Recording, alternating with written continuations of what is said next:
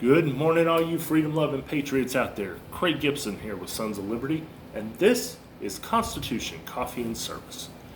And to get this week kicked off, we are going with Black Rifle Coffee's Freedom Fuel. Freedom Fuel is a heavy-bodied dark roast. It's got a great aroma, great flavor, a little hint of smokiness, and Black Rifle Coffee has been fueling up patriots since 2014. Come on in. We've got a pretty decent range of coffees. I'm sure we will find something that any coffee lover would enjoy, unless, of course, you drink that Star stuff. If you drink that, I'm sorry, your taste buds have been ruined, and there's probably nothing we can do for you. In the Black Rifle line, we have everything from their light roast Silencer Smooth up to their extra dark roast Murdered Out. We also offer a few of their pods, and we have the Overwatch Coffee Shop line, which currently offers 7 different flavored coffees, as well as 1 medium roast plain coffee, available in both 1 pound and 2 ounce sample bag sizes. All right, 14th Amendment. 14th Amendment is a Reconstruction Amendment. So following the Civil War, during the Reconstruction period of our country, trying to knit it back together and rebuild, this was one of the amendments that was passed. Now, it took almost 2 years to get this actually ratified. The 14th Amendment passed Congress in June of 1866, but was not ratified until July of 1868. I'm sure there was a lot of back and forth given everything that had taken place leading up to and during the Civil War and then following. So there's probably, like I said, a lot of back and forth on this. Now, the 14th Amendment is broke down into 5 sections. So we're not going to read through every section. We're going to highlight what each section is. Plus, later on when we get to the 26th Amendment, we will see where Article 1, Section 2 was somewhat changed with the 26th Amendment. So, we'll take it as it was originally written. All right, so Section 1 basically comes down to all people born or naturalized in the United States and subject to its jurisdiction are citizens of the United States and the state in which they reside, and that no state shall enforce any law which would impugn the privileges or the immunities of citizens, or deprive a citizen of life, liberty, and property without due process, or deny any person within its jurisdiction the equal protection of laws. Now we know, as we've seen plenty of times from the White House on down, plenty of our elected officials have made comments doing things that would violate several constitutional rights without due process. We also know that regardless of your skin color in this country, there is no equal protection of laws. Laws are, you absolutely have separate laws. You have laws for the common person, and then you have laws for the Clintons. You have laws for the working class, you have laws for the rich. There is no equal protection of laws in our country. So, when you hear people talk about that, when they break it down in that way, they are absolutely correct. Now, are there some parts of the country, some people in the country that may have unequal laws based on race? Absolutely. Because there are still evil people out there. But our country as a whole is not, the unequal laws have nothing to do with your race, per se. It can play a role in it, but that's not the main thing, the main issue. All right, Section 2 just kind of goes back talking about the number of representatives in each state is based on the overall number of people. So this is why we have states like California and New York and some others where they have this ridiculous number of representatives because of the population of their states. Now, Section 2 also talked about how you could not run for office or become a military leader if you had been taken an oath to take part in a rebellion or an insurrection. So, it was a way to really keep some Southerners and some Confederate supporters out of service. Section 3 just kind of continues that a little more. But here's what's funny, is it does say at the end, but Congress may, by a vote of 2/3 of each house, remove such a disability. And that disability was that if you had engaged in insurrection or rebellion against the United States or given aid or comfort to the enemies thereof. All right, we have seen several times where elected officials have done things that would really fall under this category as far as being a part of a rebellion or an insurrection against the United States. We have it going on right now, especially with the Democratic Party and Democratic leaders supporting these riots, these terrorist acts that are taking place in our cities. Now, there's no way they would get 2/3 of both houses. Well, you would hope. To remove such a disability, but we don't hold the elected officials accountable, so what does it matter, right? Section 4. Section 4 is talking about the validity of the public debt of the United States authorized by law, including debts incurred for payment of pensions and bounties for services in suppressing insurrection or rebellion shall not be questioned.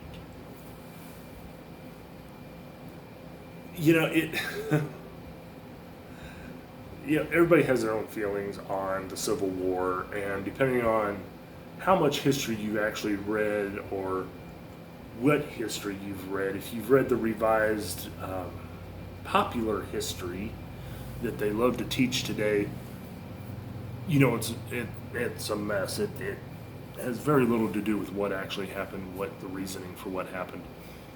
But it's like right here, you basically have the government saying, hey, we're going to do this in your best interest and for your safety, and you're not going to question how much money we spend to do it. And, oh yeah, by the way, you're going to have to pay for that. Now, the other thing with this section, it says, but neither the United States nor any state shall assume or pay any debt or obligation incurred in aid of insurrection or rebellion against the United States, or any claim for the loss or emancipation of any slave, but all such debts, obligations, and claims shall be held illegal and void. So, if Tennessee would have said, okay,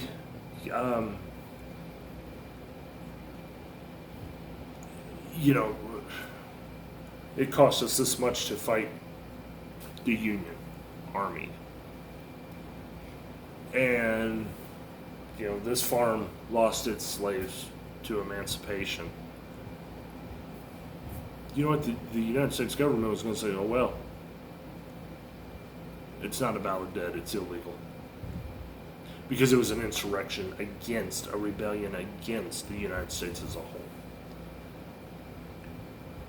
I don't know about you guys, but I find it funny that states have rights. States have their own constitutions. As long as they don't go against the Constitution of the United States, states can pretty much do their own thing, right? Unless, of course, states are tired of being bullied. States are tired of unjust laws, unjust taxation, unjust tariffs. And then the government says, oh, sorry.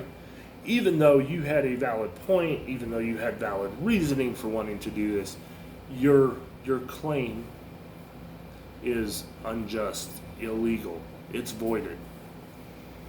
But yet we have some states today that want to pay reparations to people who had nothing, had not suffered at the hands of slavery. They want people who had nothing to do with slavery that happened over 150 years ago to pay for these people who did not suffer at the hands of slavery. But, okay. And then Section 5, the Congress shall have the power to enforce by appropriate legislation the provisions of this article. The Founding Fathers had laid out a pretty good system, pretty good plan, had a great idea for this country. And over the generations, we have continued to get further and further away from what the Founding Fathers had planned. Now, I'm not saying America's not great, because America is still the greatest nation on this earth. Yes, we have our problems. Yes, we have things that need to be handled. Yes, we have a lot of people who now cower to the government rather than stand up to them under the Constitution and for their constitutional rights and human rights. But you show me one other country in the world where people want to get here so badly that they are willing to break laws to get here. They are willing to put their life, their liberty, their possessions in jeopardy to get here. Nowhere else.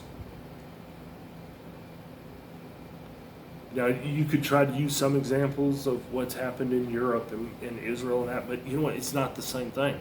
It's really not. Because you got people leaving those areas to come here. I mean, come on. This is still the greatest nation on earth. And if we get back to what the Founding Fathers had intended, we can continue to be great. We can continue to move forward. And we can continue to be the leaders of the world that we once were.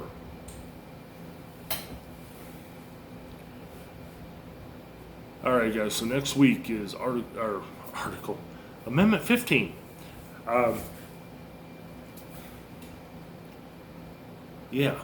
Amendment 15. So, we'll be getting to that. Of course, today is Labor Day. So today, just a big thank you to everyone who's out there working today and keeping America going. Our law enforcement, our dock workers, our truck drivers, our military, our EMS, our doctors, our nurses, clerks at the grocery stores. I mean, there are so many places that are open today to keep things going. And you know what? Some of those jobs are very dangerous. Any time of the year, any day of the year. But they continue to do it, even when it means being away from their families on holidays. Now, Labor Day, is not a huge holiday for a lot of people, but it's still a holiday that they are away from their families. So, definitely a big thank you to all those who are out there making it happen, keeping the wheels going, and keeping America trying to move forward. All right, guys. So we're here at September now. Election's just a couple months away. Things are still crazy. We all know this. So just, guys, stay safe. Keep standing up for your rights. Let's be sure to show them that the silent majority is going to be silent no more. Because we got to put an end to this, guys. We really do. We've got to put an end to the corruption from government on down. We got to hold people accountable for their actions. And we got to quit worrying about the color of someone's skin when we're prosecuting crimes. Regardless of their skin color, regardless of their position, if they commit a crime, then they need to justice needs to be served. They need to do their time for that. All right, guys, as always, faith, not fear, and be the kind of American worth making the sacrifice for. All right, guys, we will talk to you next week. Y'all be safe. Have a great Labor Day, and we'll see you later.